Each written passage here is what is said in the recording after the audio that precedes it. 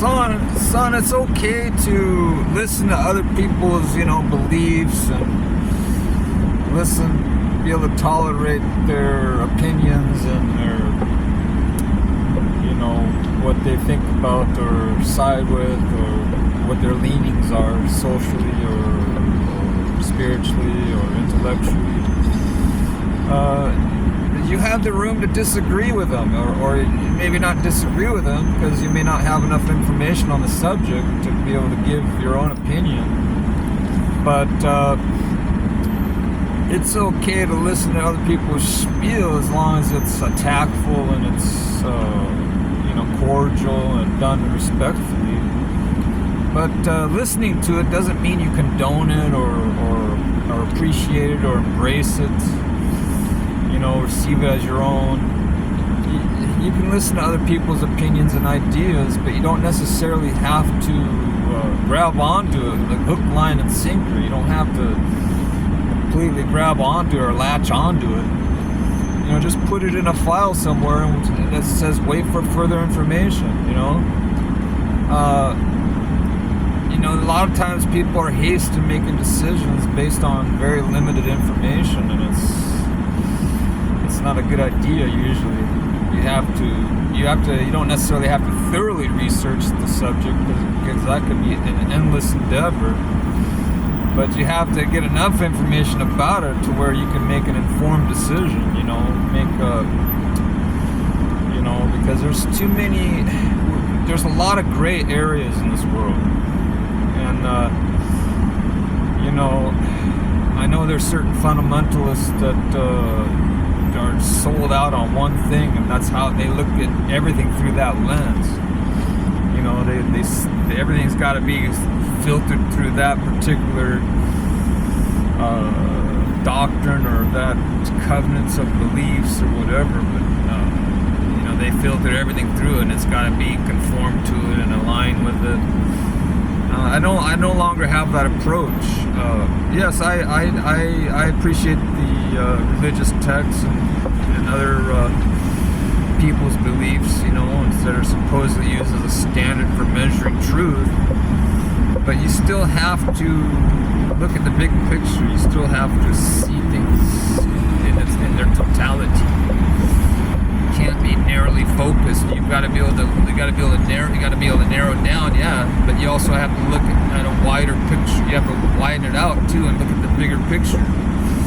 Yeah, you got to narrow it, broaden it, narrow it. This way, and this way, horizontally, vertically. You got to come at it from multiple angles. It's not just. That's how you come to know the truth. And a lot of times, your truth isn't their truth. You know what I mean? And just because you have a different interpretation at the present time, you may not have that same opinion later on in life. People change their opinions. People move on to other things. You no longer have commonality on a certain subject or a certain religion or certain political concepts. You may even change your views politically over the course of your life. Just like, for instance, some people switch over from the Democratic Party to the Republican Party, and vice versa. Some people disassociate themselves totally from both of those parties and join an independent party. But you don't have to. That's the cool thing about democracy.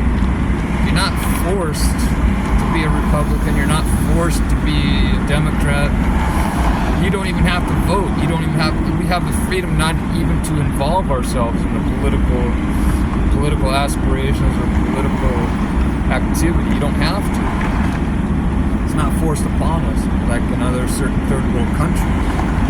We have freedoms to choose when it comes to ideas, as long as there's basic laws and rules of the road that are still on personal beliefs. As long as it's not harming to yourself or others, we have freedoms that we should appreciate and be thankful for. This is what makes America so great.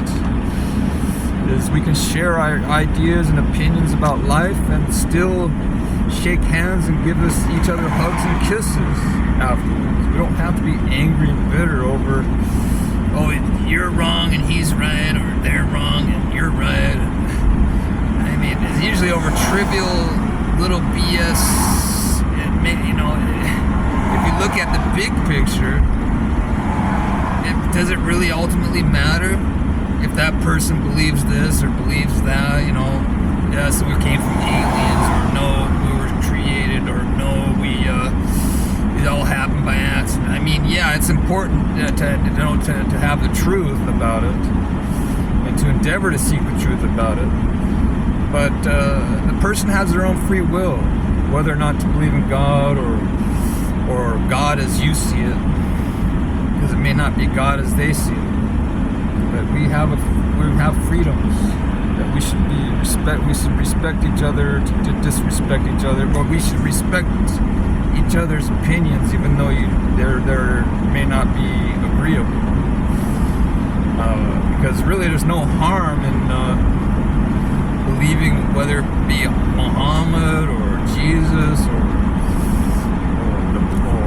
Buddha or Dalai Lama. It's there's really no harm or foul, right? To believe in either one, or to embrace them all, or take a little bit of the good out of each one. You know, there's bad and good in everything.